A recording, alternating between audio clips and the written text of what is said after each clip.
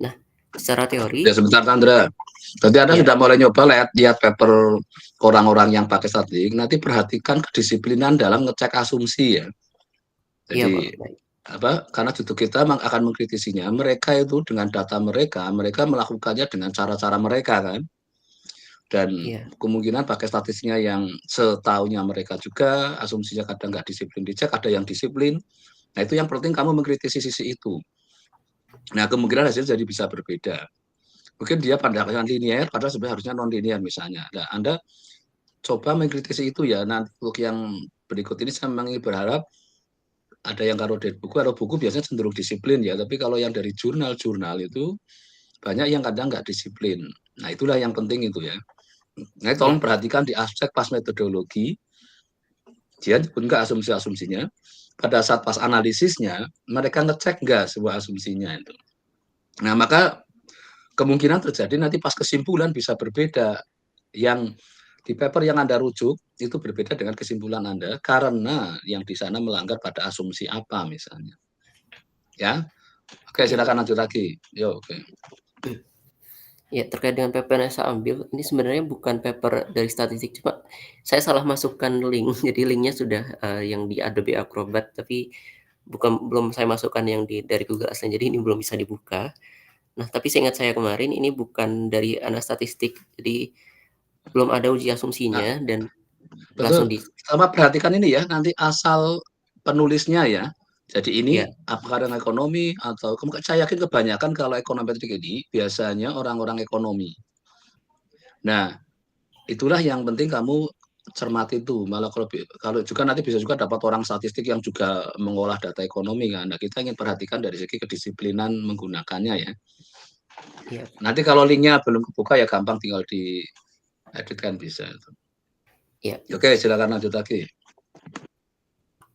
Nah, secara teori pengeluaran per kapita per bulan yang lebih tinggi biasanya sejalan dengan peningkatan kesejahteraan masyarakat dan yang variabel lainnya kayak pengangguran dan juga persentase penduduk miskin yang semakin besar cenderung berhubungan negatif dengan kualitas hidup. Jadi uh, sebenarnya dari sini saja kita punya hipotesis bahwa koefisien dari pengeluaran per kapita seharusnya nanti adalah positif dan koefisien dari pengangguran dan juga persentase penduduk miskin harusnya negatif. Cuma nanti akan kita buktikan dengan analisis regresi ini apakah benar seperti itu.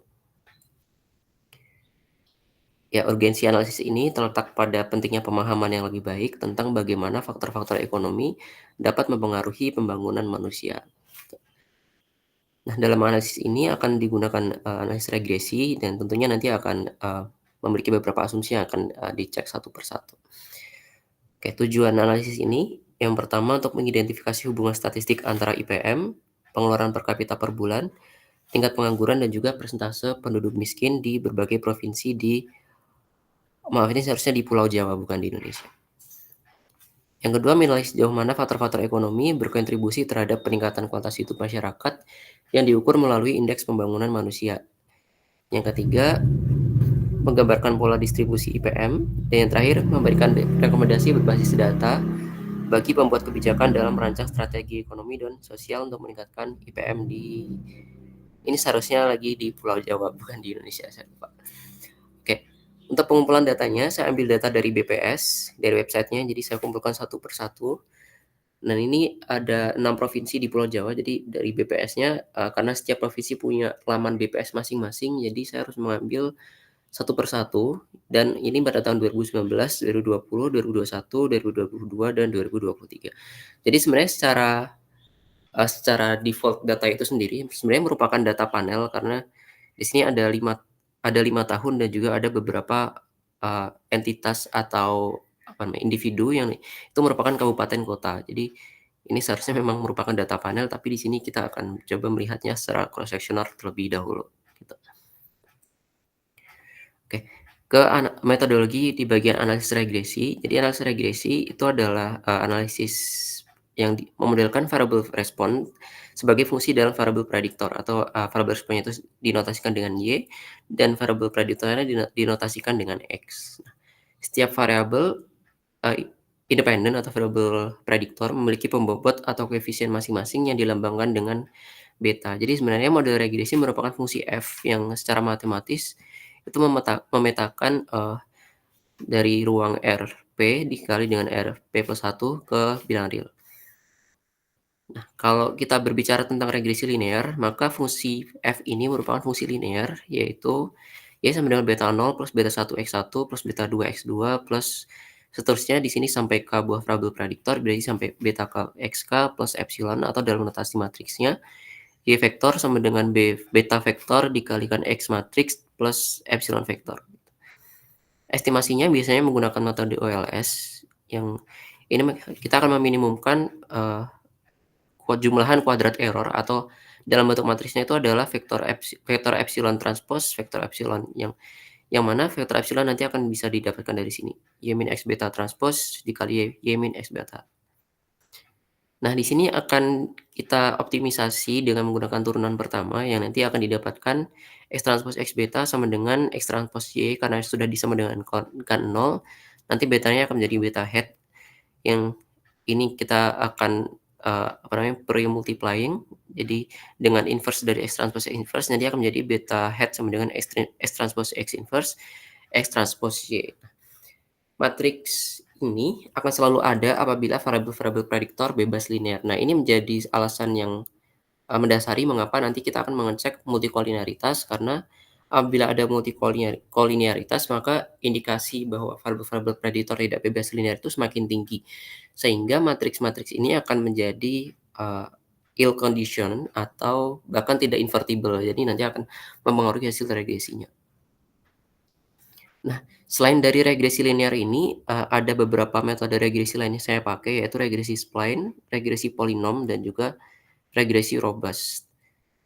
Nah, regresi spline ini adalah model regresi yang memecah-mecah, garis-garis regresi. Jadi garis regresi yang biasanya hanya lurus, yang hanya dalam, fungsi kontinu yang lurus saja ini bisa dipecah-pecah dengan beberapa titik yang disebut sebagai node. Nah, pada titik node ini nanti garis regresinya akan, dipotong dan menyesuaikan datanya masing-masing, gitu. Nah, regresi spline ini juga bisa digabungkan dengan regresi polinom yang nanti akan jadi spline kuadratik atau kubik dan modelnya seperti ini. Untuk regresi polinom, ini nanti kita akan menambah prediktor-prediktor lain, yaitu awalnya hanya prediktor X, nanti akan menambah X kuadrat sampai X pangkat P. Apabila ada lebih dari satu variabel, nanti akan ditambahkan lagi X1, nanti akan jadi X2 tambah beta sesuatu, X2 kuadrat, dan seterusnya. Nah, di sini, regresi polinom cenderung overfitting juga dan sebenarnya dari teori multikolinearitas tadi, sebenarnya, untuk regresi polinom ini sangat rentan terhadap multicol, cuma, nanti akan tetap saya pakai di sini walaupun dalam beberapa referensi dan juga saya tanya ke ChatGPT kemarin bahwa apabila memang terdapat multicol pada regresi polinom seharusnya memang digabungkan dengan, regresi yang lebih yang dengan regularisasi seperti regresi Ridge atau lasso regression yang nanti digabungkan dengan regresi polinom. Cuma, saya belum sampai ke situ untuk minggu ini.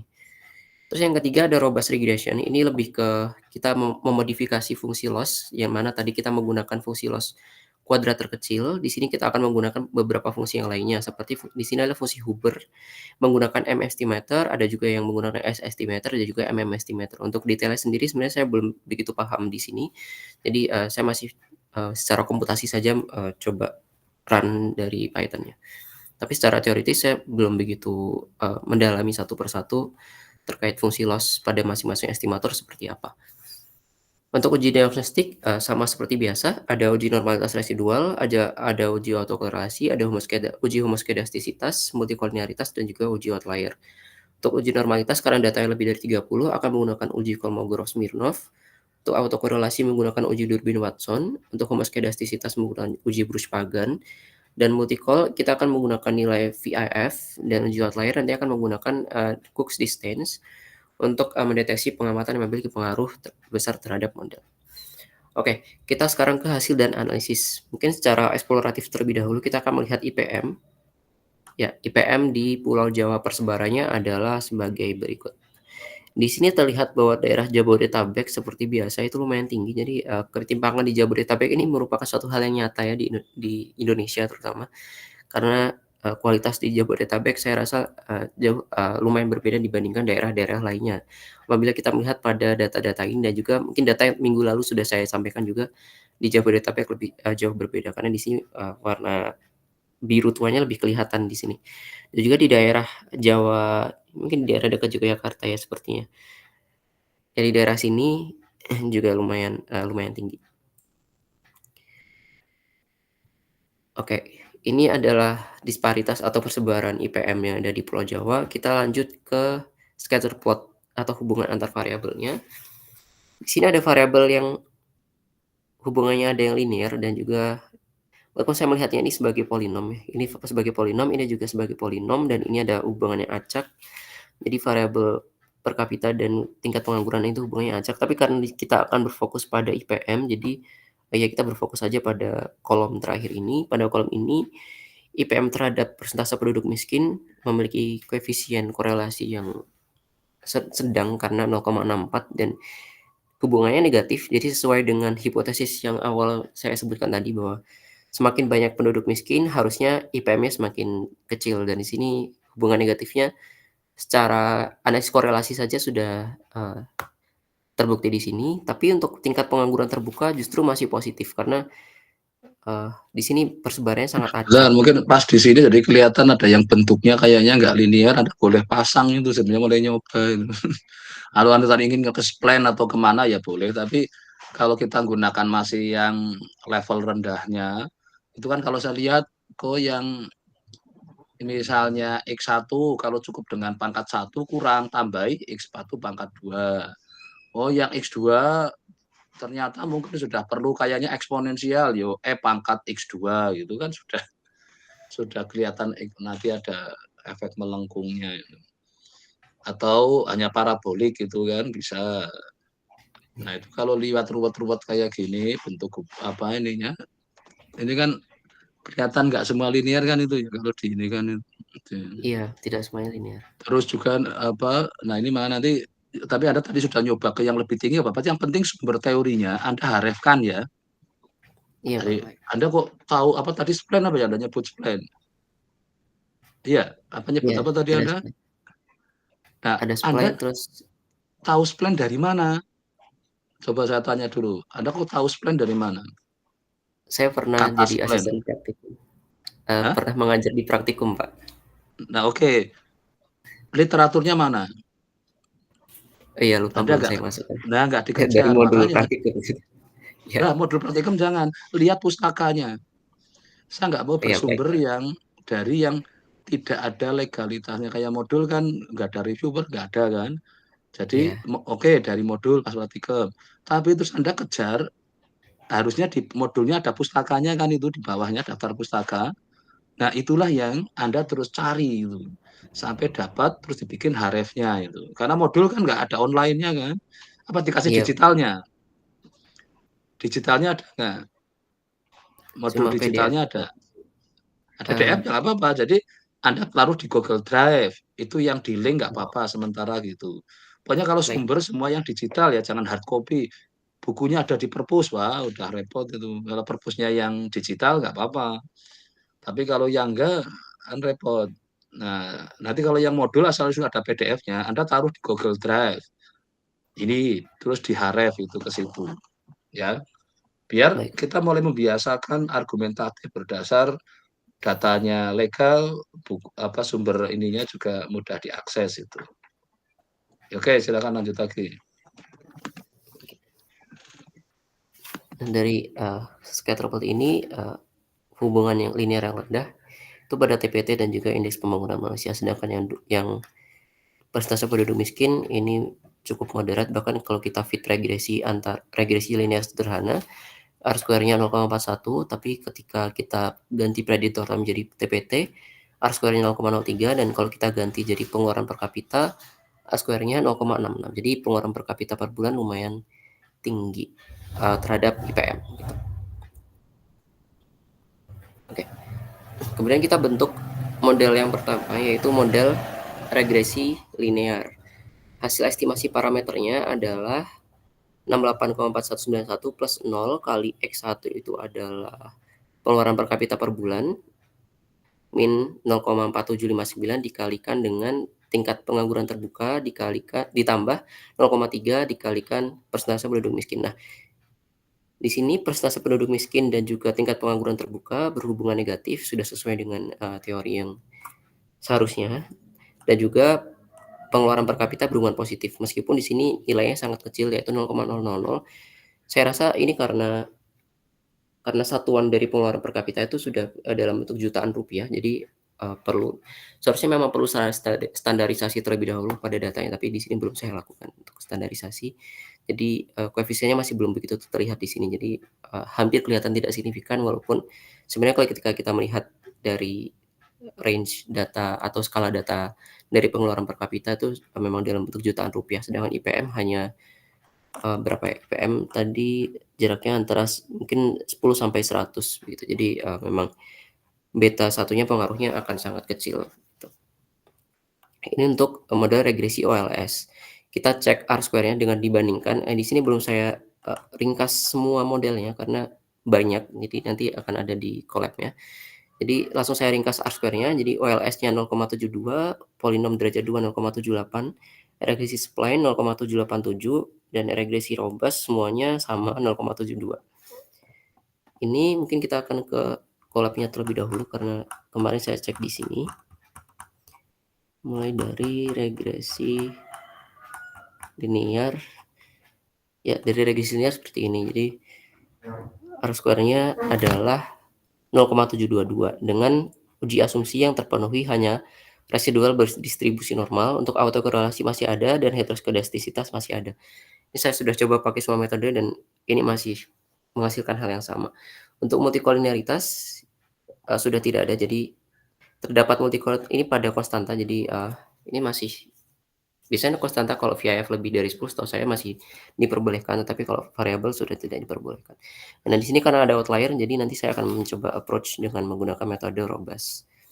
Untuk regresi polinom hasilnya seperti ini, jadi, sudah ada pengeluaran per kapita kuadrat, tingkat pengangguran terbuka kuadrat, persentase penduduk miskin kuadrat. Di sini saya pakai yang derajat 2 karena semakin saya tambah derajatnya, R-square-nya malah semakin turun, dan ketika saya coba derajat 4 itu sudah mulai negatif R-square-nya. Jadi saya rasa memang yang paling optimal saat ini yang derajat 2 gitu. R-square-nya untuk 0,78 ini terjadi peningkatan dari yang sebelumnya yang 0,72 meningkat menjadi 0,78 di sini. Untuk uji diagnostiknya sama, yang terpenuhi hanya distribusi normal, yang lainnya tidak terpenuhi. Gitu. Kemudian ini saya coba juga regresi dan log X, tapi belum saya masukkan karena saya belum dapat sumber mengapa saya harus melakukan log X, jadi ini masih coba-coba. Jadi saya belum begitu mendapatkan sumbernya kenapa harus saya log. Nah, dengan log X, R-square-nya 0,734, Oke, sedikit jadi baik. gini loh, Anda punya ide log X, ya kan? Iya, Transformasi log X. Kamu tanya aja ke ChatGPT, transformasi log X, minta link teorinya. Jadi gini, setelah transformasi logik itu untuk apa sih? Kalau di ini dalam rangka apa? Nah, nanti di ChatGPT akan dijelaskan kan. Terus kita mintalah linknya, link e-booknya atau link e-jurnalnya itu. Saya langsung minta e-booknya dulu karena kalau e-book kan dapat buku.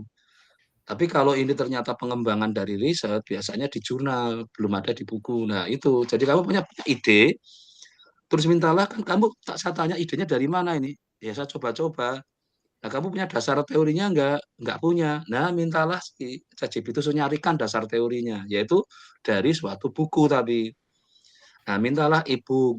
Kalau dapatnya yang bahasa Indonesia, nanti baca di situ. Nanti ada bahasa Inggrisnya biasanya itu. Karena dari segi verifikasi kadang yang luar selama ini saya lihat lebih disiplin. Kalau yang sumber-sumber yang di kita kadang saya lihat banyaknya nggak disiplin, jadi makanya kadang ragu. Waduh ini dasarnya apa? Nah, pas tanda kerja besok, itu kan mesti harus kayak gitu kan. Mungkin iya. ada yang tanya, ada yang ini, enak tinggal klik klik klik aja, nggak usah, oh pokoknya saya pernah baca di mana kan mungkin lupa kan. Nah, maka setiap dapat langsung dibikin harefnya. Kayak ini ya, Anda kan belum sempat mungkin minta atau apa ke ininya, harefnya aja, jadi Anda tinggal klik ini kan tadi, buat biarin aja sementara masih kayak gitu. Tapi minimal pada saat dimintai oleh bosnya untuk, "Eh, gimana hasilnya?" Ya bos hari itu misalnya biasanya nih yang kami yang sudah mau magang ya disuruh-suruh kan. Besok ya, boy langsung ngomong ya gitu aja. Malamnya Anda lembur kan. Dapat masih mungkin Anda kalau ngasih report paling cepat pakai obrol tadi terus dikasih linknya gitu. Kan yang kasihkan ke bosnya cukup PDF-nya, nggak usah apa nanti kasihkan PDF-nya kirim. Kalau bosnya pakai WA atau di email itu dia udah seneng banget, cepet banget kamu responnya itu. Nah, nanti di situ pada saat Anda belum bisa lengkap, kasih haref untuk sumber-sumber. Kalau sebenarnya bosnya kebetulan kalau orang yang paham statistik bisa tanya kan, ini dari mana kamu punya ide kayak gitu. Gak mungkin kamu jawab dari ChatGPT kan. ChatGPT itu hanya temennya lah, kayak kamu dari mana? Dari temennya, dari dosennya. Bagi saya juga nggak pas itu. Dosennya juga berasal dari suatu literatur. Saya juga kalau ngajar semua mesti ada literaturnya, nggak pernah saya ngarang sendiri itu. Ide itu dari mana maka sering saya kasih kan link-link terus itu sumber-sumber bukunya yang saya baca itu. Ya ada yang ide dari sendiri tapi belum terverifikasi. Nah ya itu yang tadi harus dicari gitu. Biasakan itu kayak seperti kalau orang di pengadilan, nah, buktinya mana, ininya mana. Jadi debatnya ada berdasar bukti gitu. Ya, oke silakan lanjut lagi. Oke, baik Pak. Untuk yang dengan log, R-score-nya naik 0,01 tadi, dan untuk koefisiennya masih sama, pengeluaran per kapita dia positif dan 2 variabelnya negatif. Jadi seharusnya sudah sesuai dengan teorinya. Cuma ketika kita cek uji diagnostik masih sama, yaitu residual berdistribusi normal tetapi yang lain tidak terpenuhi. Dan ya multicol karena dia multikolinitas di sini. Oh, ini masih salah sintaks sepertinya saya. Multikolinitasnya belum saya cek dengan di sini. Untuk outlier masih ada outlier di sini. Kemudian untuk regresi spline, di sini saya spline-nya nodes-nya menggunakan kuantil atau Q1, Q2, dan Q3 pada setiap X-nya. Dan hasilnya seperti ini. Ini sangat jelek hasilnya karena tidak ada yang signifikan, tapi R-score-nya naik lumayan banyak ya, jadi 0,787. Hanya saja untuk hasilnya saya masih bingung untuk menginterpretasikannya seperti apa karena koefisiennya sangat berubahnya sangat drastis.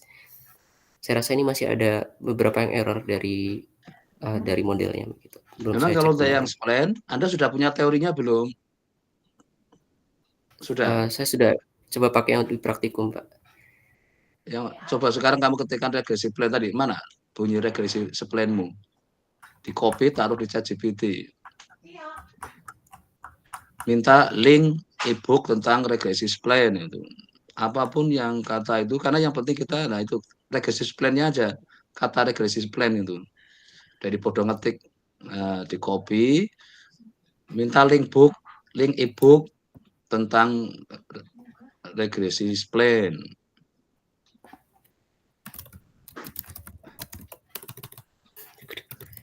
Nah, tinggal udah kayak gitu kalau diketik kan kelamaan. Saya apa senengnya sih bikin cepet itu. Nah, ini dapat ada yang Indonesia kan itu, ada yang luar, ada yang ini nanti. Nah, Anda boleh bisa bandingin mana yang disiplin secara teori gitu. Nah, ini kan ada simultaneous plan, ada oke lah nanti situ setelah dapat dibikin harefnya. Nah, nanti ada belajarnya mungkin nggak saat ini kan, mungkin lain waktu kan, karena memahami juga butuh waktu.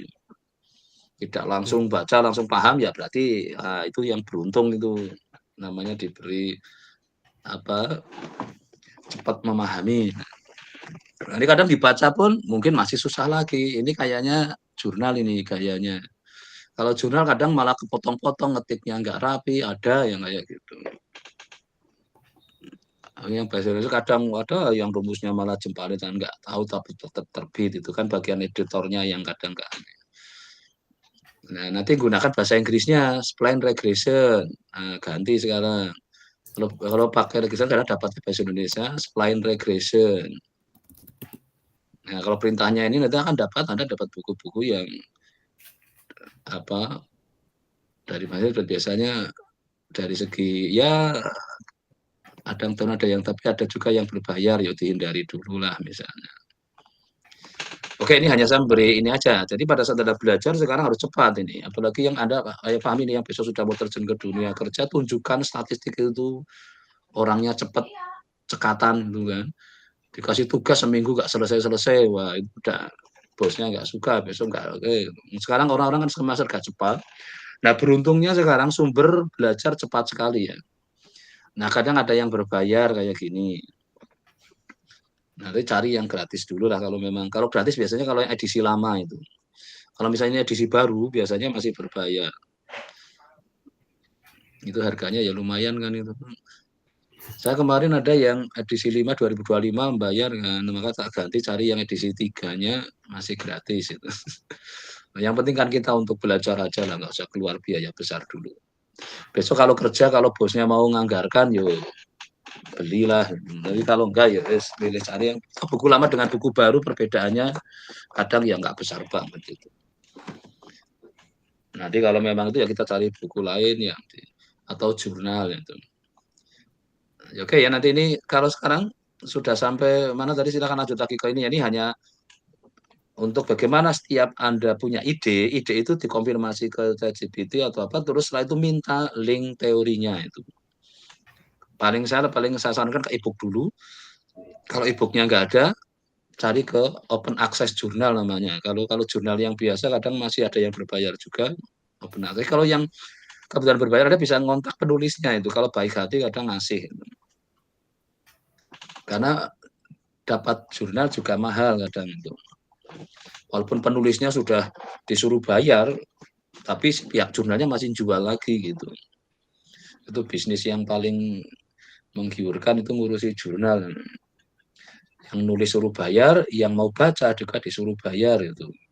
Kalau buku kan enggak, yang penulis bukunya dibayar, baru dia jualan bukunya untuk dapat uang penerbitnya. Kalau di dunia jurnal, menurut saya menganeh itu bisnisnya itu.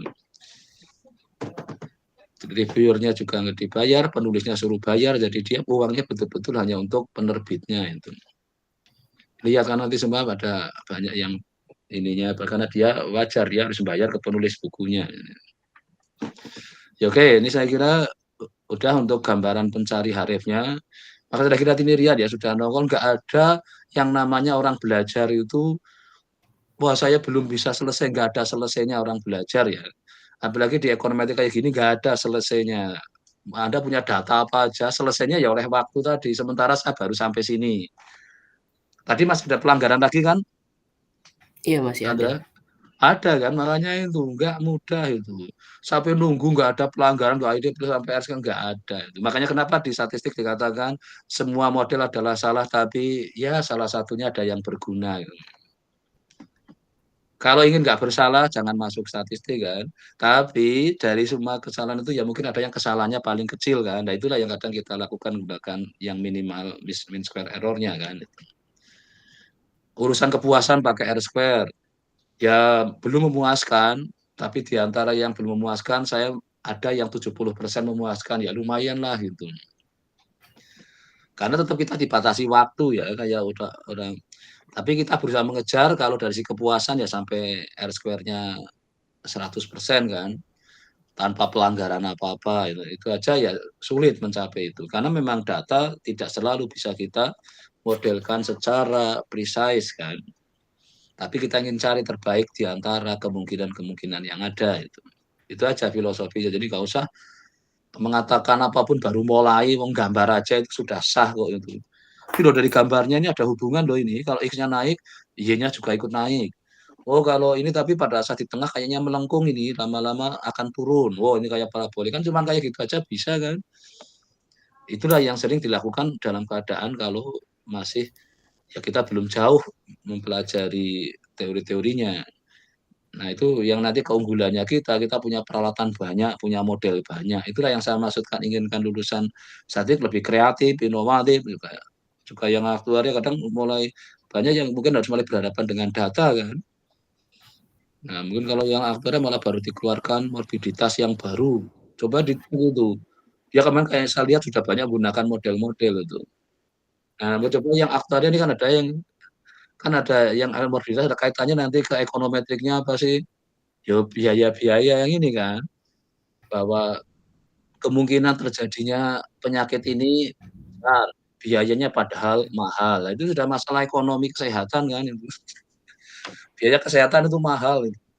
Nah, mungkin yang aktuaria bisa mengarah ke situ atau kerugian yang lain, supaya ada sense of aktuarianya. Jadi jangan kalau yang statistik oke lah, tapi statistik yang minat ke situ. Karena apa? Di balik uang harus ada proteksi kan, supaya kita tidak kerugiannya makin besar. Pas sakit, bayar obatnya nggak punya uang, daripada cari utangan kan lebih baik preventif, yaitu kita punya polis asuransi itu. Nah itulah ya, tapi ada orang milih berharap kan, "Enggak lah nanti kalau pas sakit nggak punya uang ya cari pinjaman," itu. Padahal nggak semudah itu kan, makanya ada kejadian nggak bisa keluar dari rumah sakit gara-gara belum bayar tagihannya misalnya. Nah fenomena inilah bagian Mas aktuaria harus tadi sebagai perhatian. Ini masalah apa, ekonomi kan jadinya kan. Ya itulah ekonometrik, tidak konteksnya selalu kayak ini tadi apa yang kamu Chandra ini? Tentang apa? Tentang IPM dan juga pengangguran, Indeks pembangunan pengeluaran, manusia kan? ya, Ya ya tadi ya. Itu orang indeks pembangunan manusianya rendah berakibat apa itu secara finansial? Tahu itu? dalam hal Nah, ini IPM yang menjadi variable respons, jadi lah iya belum bisa, makanya, tahu akibat IPM rendah secara ekonomi apa? Anda tahu nggak IPM? Tahu? eee, saya pernah baca rumusnya cuma untuk Enggak? menginterpretasikan, Nah, interpretasinya, indeks pembangunan manusia ya, itu artinya apa? Secara ekonomi loh sekarang lihatnya. saya belum bisa menginterpretasikannya, Pak. Nah, nanti makanya bacalah itu, kenapa kita harus menaikkan IPM-nya, karena kita ingin mencapai sejahteranya, makanya ini target.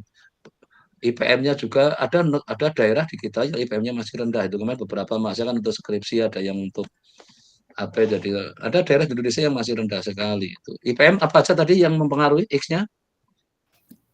Di sini saya pakai pengeluaran per kapita, tingkat Nah, pengangguran, dan hmm. persentase penduduk miskin. Nah, itu kan artinya apa?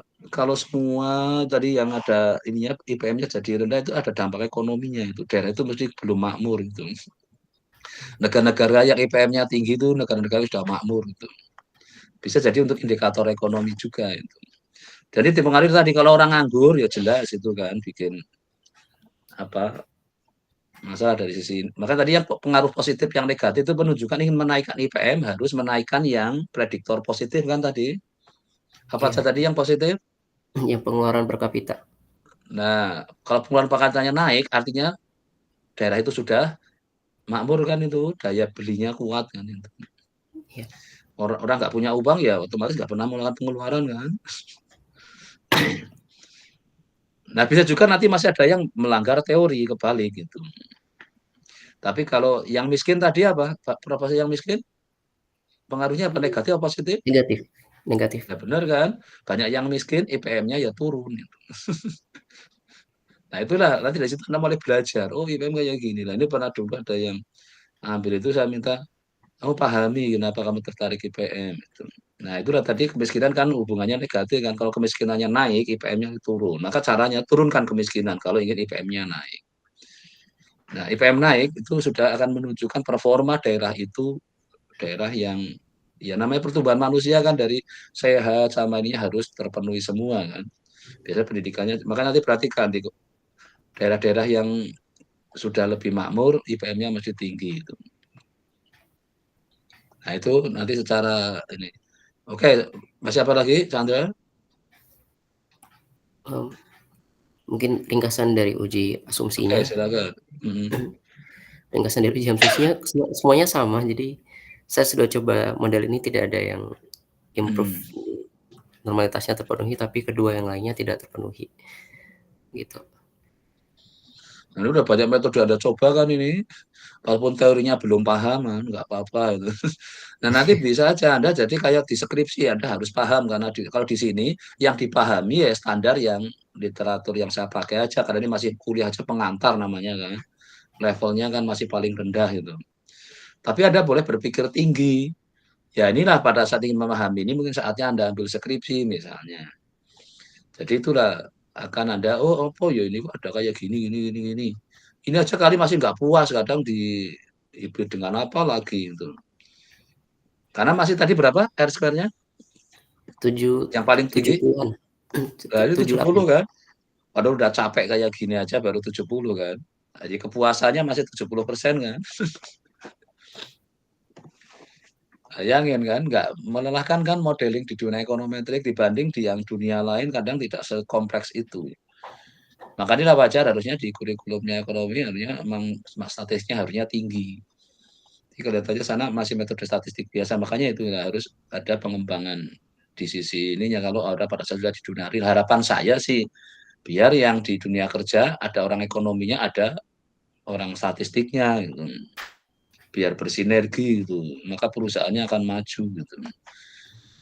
Karena yang ekonomi belajar manajemen macam-macam kan, kita belajar lebih di sisi data analitiknya kan gitu.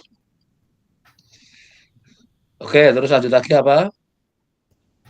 Sepertinya sudah selesai. Kesimpulan? Jadi kesimpulannya sama. Nah, Jadi coba. rekomendasi kebijakannya ya, menurunkan kemiskinan dan menurunkan pengangguran dan juga meningkatkan pengeluaran per kapita per bulan, walaupun sebenarnya Oke. antar variabel tersebut saling berhubungan. Oh, ada multiko-nya masih ya? Ada multiko tadi? Ada multiko Tapi di antara prediktornya? uh,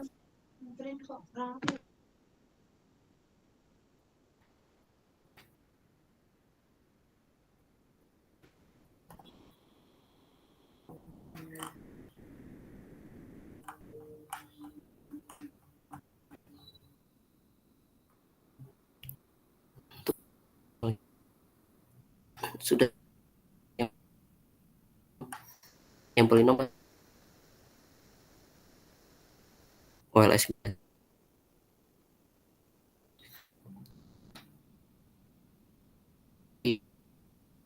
secara teoritis oleh tingkat pengangguran dan juga penduduk miskin.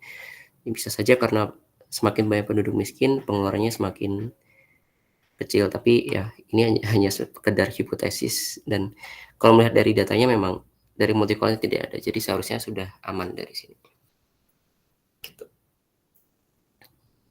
Jadi untuk kesimpulannya seperti itu.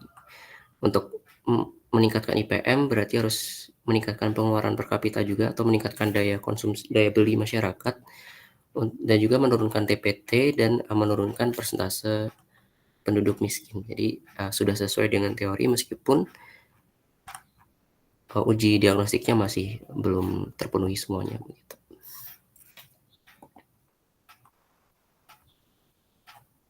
Ya kurang lebih sekian dari saya, Pak. Oke, jadi kesimpulan statistiknya tadi Anda hanya yang dianggap sebagai model yang antara tadi yang secara bahasa ini kan anggap aja semua salah. Tapi yang paling berguna menurut Anda yang mana tadi?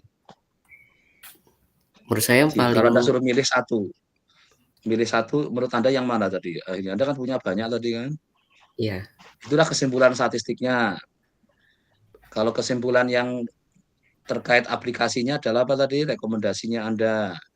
Tapi ya harus berdasar dari apa? Model yang Anda pilih gitu loh. Hanya model mana yang Anda pilih?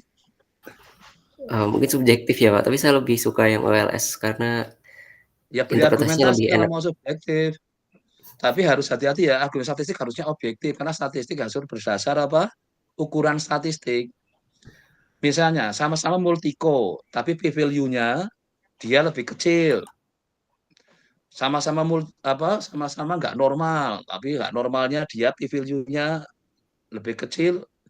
Apa yang dicari lebih besar kan kalau untuk apa menerima H0 kan? Nah itu jangan subjektif, tapi harapan saya tetap gunakan statistik gitu loh.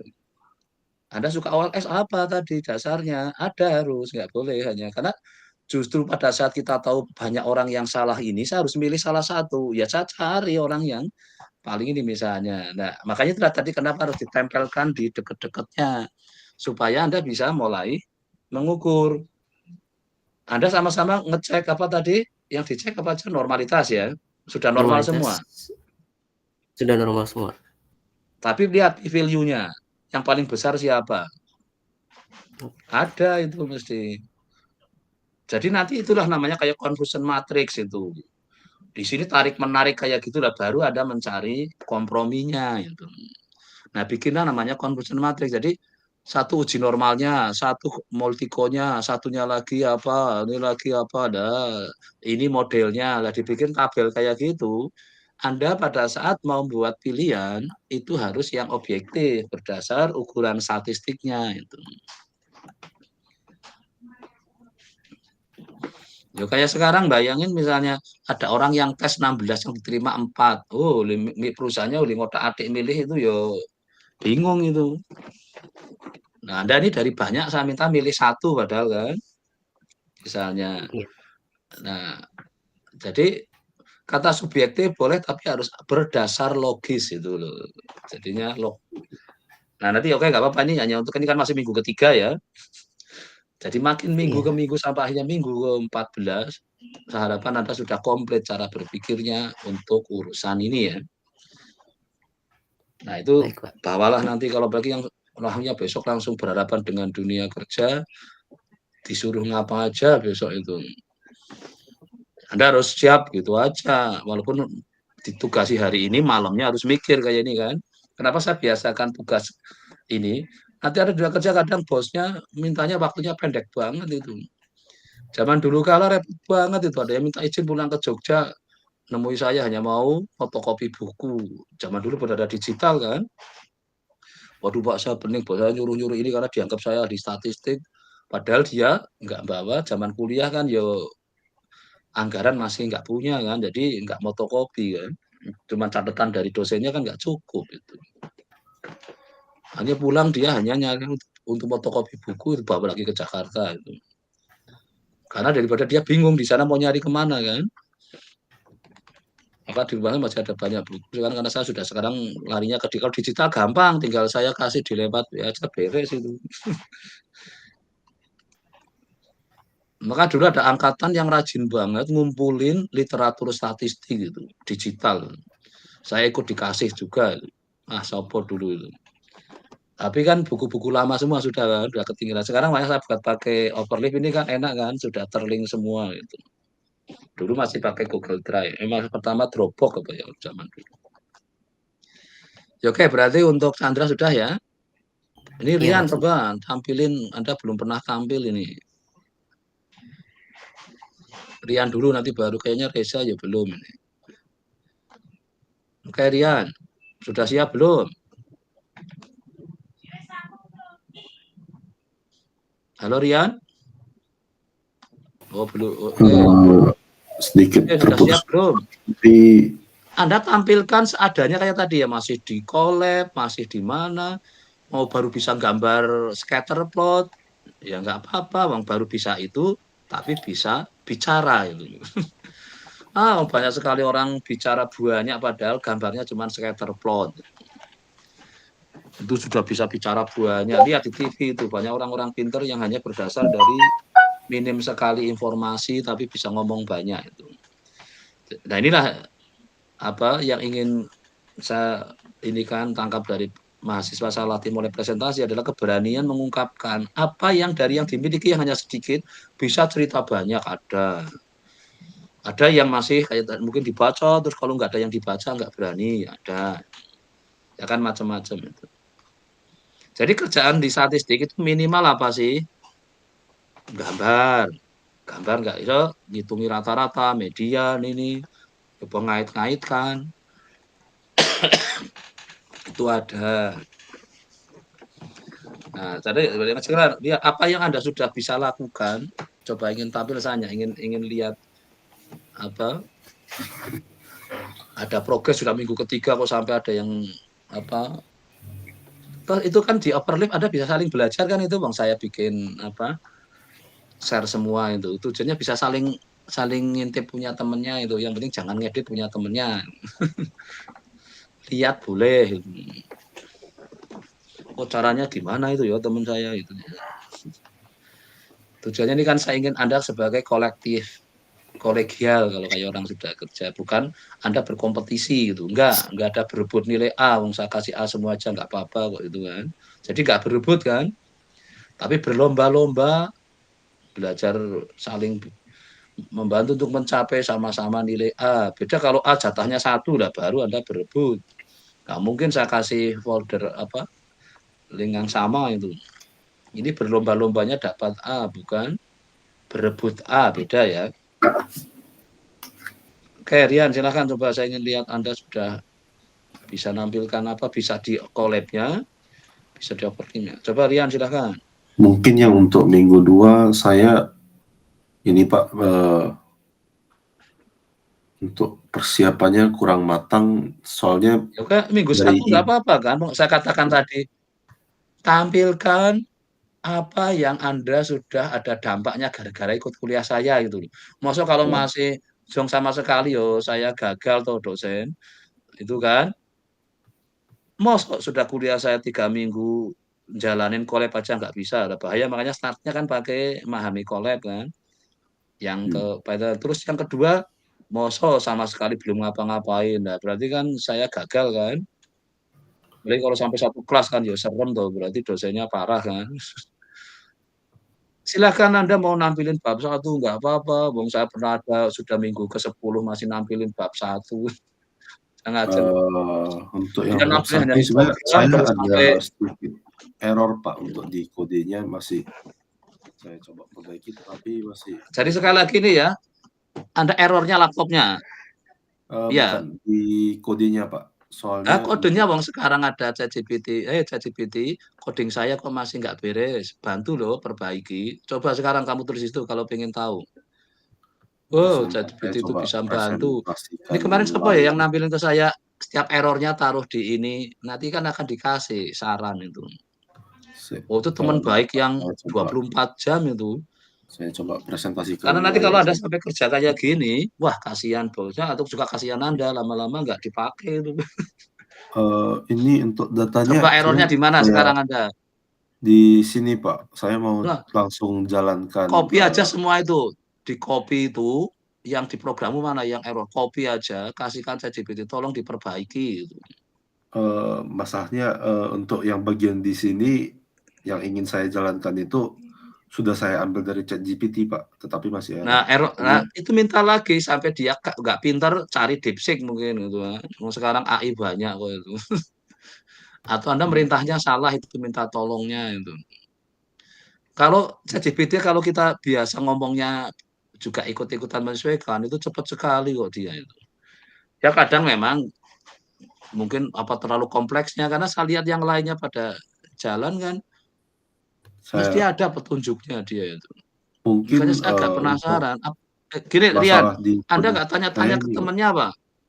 Rian, Anda nggak tanya ke gimana Pak? teman-temannya ini? Teman-teman kuliahnya, Anda nggak tanya-tanya ke temannya? Belum Pak. Enggak. Nah, tanyalah.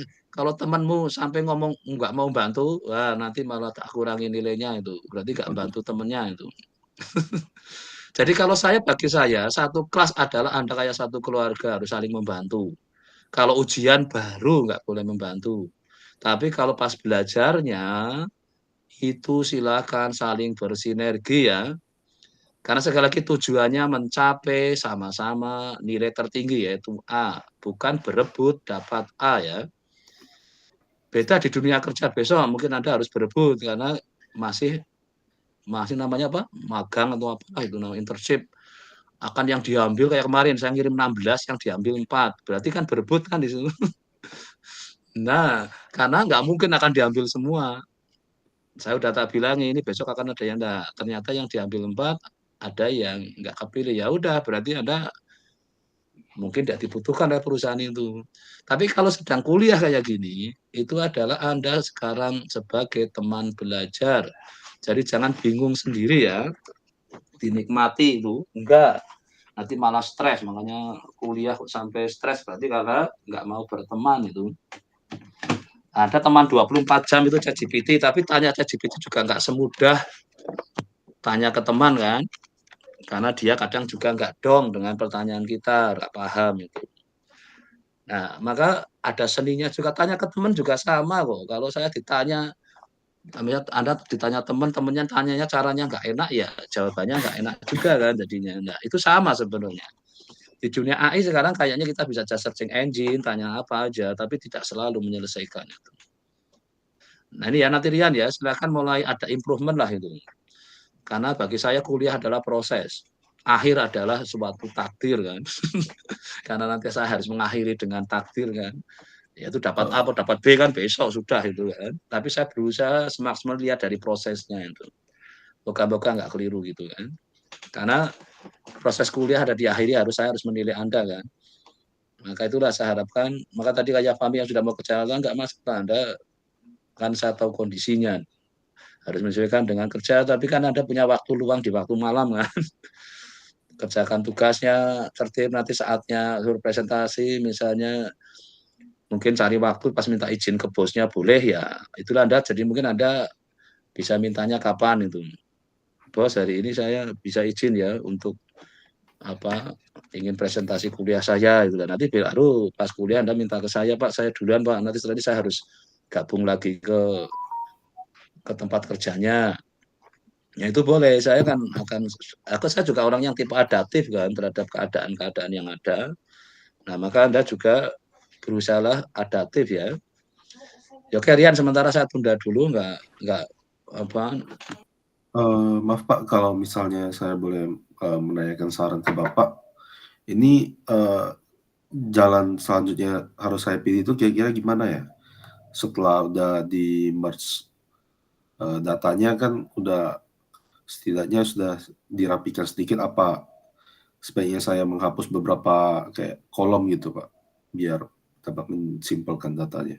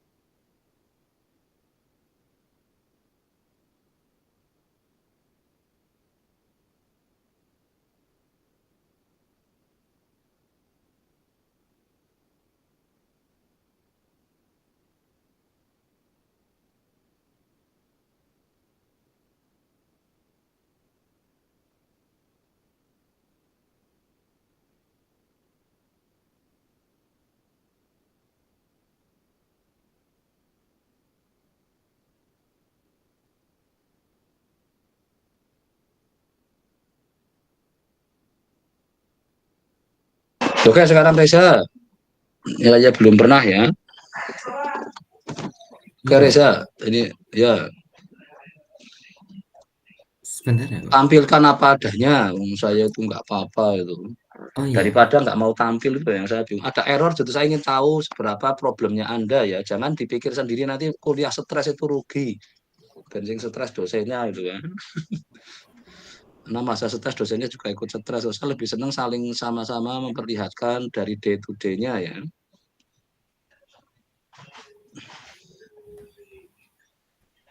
Ini sama juga besok kalau yang ada skripsi dengan saya, jangan kalau ada masalah malah kabur ya.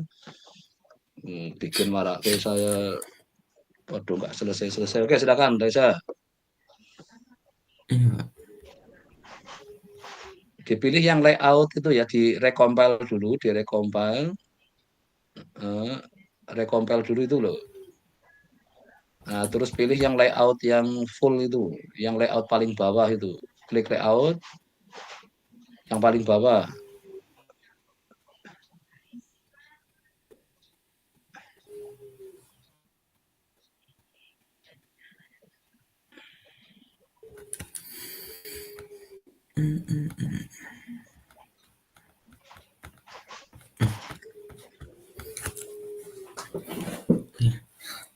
Kasusnya itu masih sama seperti kemarin Pak, masalah kemiskinan. Terus sekarang cuma ditambahkan beberapa variabel baru seperti UMR sama UMR terus lagi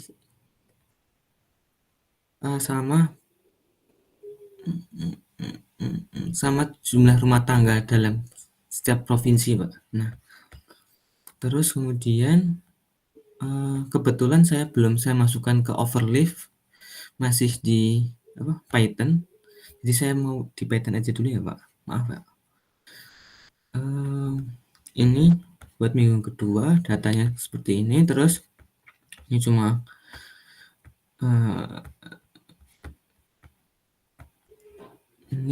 hapus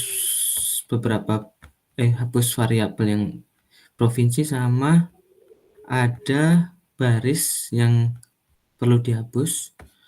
Kemudian ini scatter plotnya sama korelasi antar variabel. Nah, di sini tuh kan yang sebagai Y-nya itu rumah tangga dan hunian layak ya, Pak. Dan X-nya itu kan rencananya itu antara UMR, persentase penduduk miskin sama jumlah rumah tangga. Nah, di sini yang memiliki korelasi yang lumayan tinggi dengan rumah tangga dan hunian layak itu tuh cuma UMR dan persentase penduduk miskin. Itu antara negatif 0,52384 sama negatif 73357, berarti dia berhubungan secara negatif.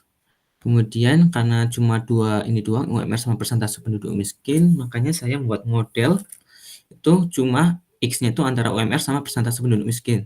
Yang jumlah rumah tangga itu udah nggak saya masukkan lagi ke model. Terus udah, ini dapatnya modelnya ini R-square-nya itu cuma 0,499, konstantanya itu ini, tapi dia tuh udah signifikan terhadap model karena P-nya itu 0,00 sama P untuk konstanta, UMR sama persentase penduduk miskin itu udah kurang dari 0,05, makanya dia signifikan. Kemudian kalau ketika dicek diagnosis tesnya, uji normalitas residu, dia itu kan nilai Piratesnya itu, Jargo Piratesnya itu 3,086 dengan probabilitasnya kan 0,214. Berarti H0 ditolak, berarti residual berdistribusi normal. Kemudian untuk uji korelasi itu pakai Durbin-Watson test, itu nilainya 1,4, berarti dia memiliki korelasi positif, masih berkorelasi positif. Yang ketiga itu uji multikolineritas pakai variance inflation factor, itu nilai untuk konstanta itu 25, UMR-nya 1, persentase penduduk miskin 1. Karena untuk yang variabelnya itu kurang daripada 10, dia itu berarti tidak menunjukkan adanya multikolineritas. Yang terakhir itu uji heteroskedastisitas pakai Brisbane test. Nah, itu nilai p-value-nya itu 0,456, berarti H0 ditolak, varian residual tidak konsisten. Nah, kebetulan saya baru nyoba satu model, Pak. Belum nyoba model yang lain. Makanya selesai. Dan kebetulan di model ini itu walaupun R-square-nya kecil, konstantanya itu variabel dan konstantanya itu signifikan terhadap model, dan diagnostik tesnya itu memenuhi semua kecuali yang uji korelasi. Seperti itu, Pak. Mungkin sudah, Pak.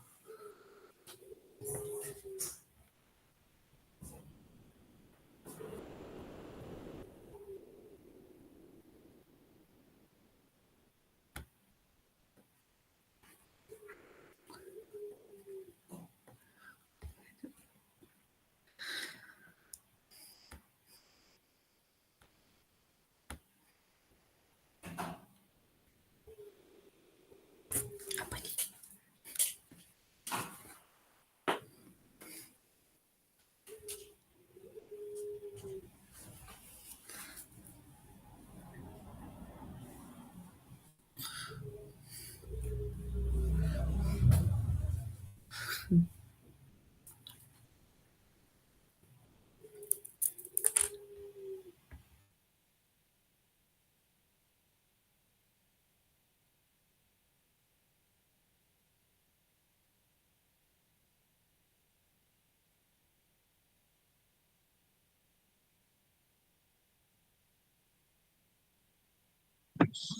Oke, Reza gimana? Sudah?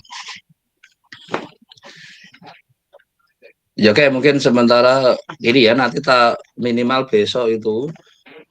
Ini pasti satu metode tadi ya, model ya, Reza ya? Iya, Pak, baru Ya, satu metode. Rencananya mau nambah, oke. Pak, tapi belum sempat. Ya, oke, nggak apa-apa. Sekarang akan saya ganti share screen ya, ini sebenarnya cukup ya, ini karena mau saya hentikan jam 9, supaya enggak, karena saya harus segera, saya harus share screen.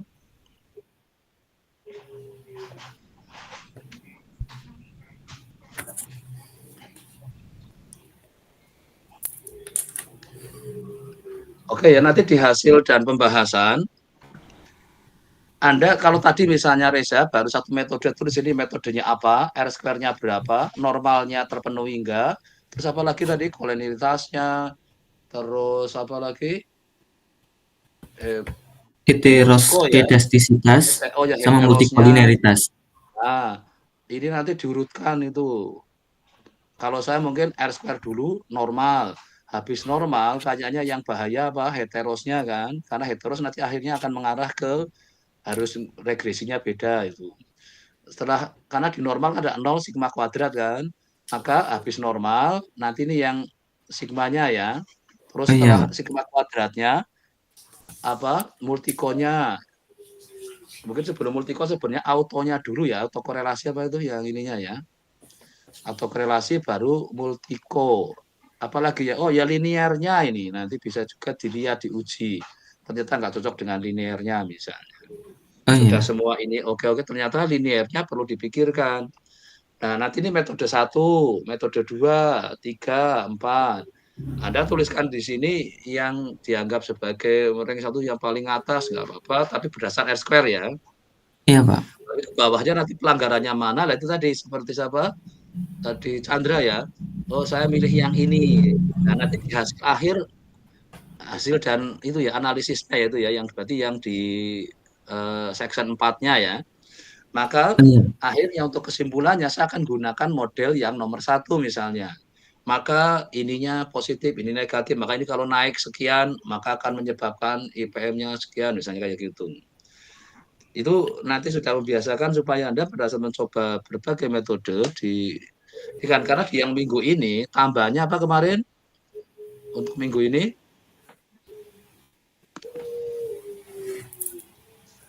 adalah mulai yang konteks asimptotiknya ya, konteks asimptotiknya pada saat itu juga beberapa isu ini diperhatikan supaya sebenarnya ini sudah beberapa masuk di sinilah itu. Jadi pada saat mungkin akhirnya Anda nambah apa data kayak apa, terus untuk pada saat valensi ini enggak pelanggarannya itu di yang 3 Anda mulai mengalir lebih jauh gitu. Nah, kalau minggu iya. depan saya akan membawa Anda ke sudah dunia kemungkinan kualitatif itu. Di regresornya, heterosnya baru diatasi nanti di minggu kelima ya. Jadi ini mulai agak pelan. Jadi sebenarnya ini kemarin belum diatasi, yang penting karena nyoba di berbagai metode dulu. Nah, nanti bagaimana berurusan dengan kalau ada yang kualitatif, terus mulai masuk heterosnya, terus bagaimana terkait ini harapan saya inilah untuk yang di minggu ini itu. Nah, kayak Pak Hamid karena nanti akan kerja bisa juga besok ujiannya kan saya pakai ujian terbuka kan. Jadi orang kerjakan dari data bisa, tapi nanti saya akan Anda harus bilang ke ininya, ini saya mau ujian, saya minta izin kan boleh lah 2 jam itu. Jadi tetap pasti bisa mengikuti, tapi ya pinter-pinterlah, moga-moga si tempat magangmu kooperatif lah itu. Karena saya lagi ingin mendesain seperti Anda yang sudah kerja sebenarnya kalau seandainya di era sekarang kan kuliah yang online ada, makanya kampus di Australia aja ada yang buka di Jakarta, pada ikut kelas. Ini kan macam-macam karena sekarang memanfaatkan teknologi ya.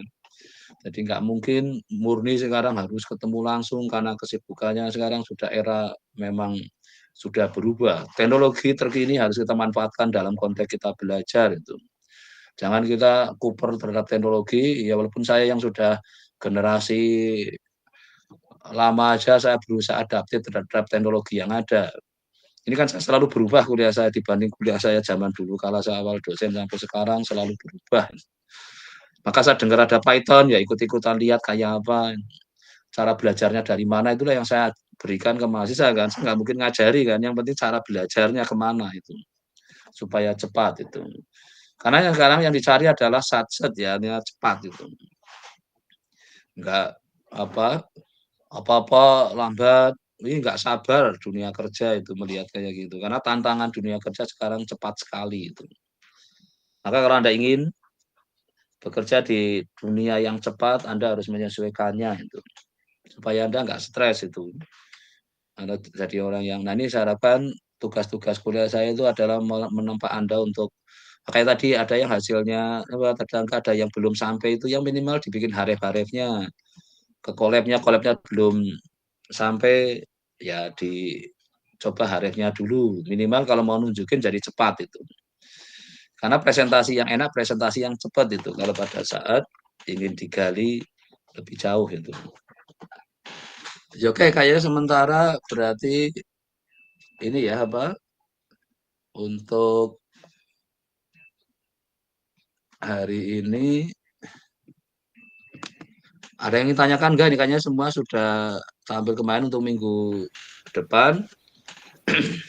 Maaf Pak, apakah Ya. presensinya boleh ditampilkan lagi? Oh ya, presentasi sebentar ini sekalian saya bentar.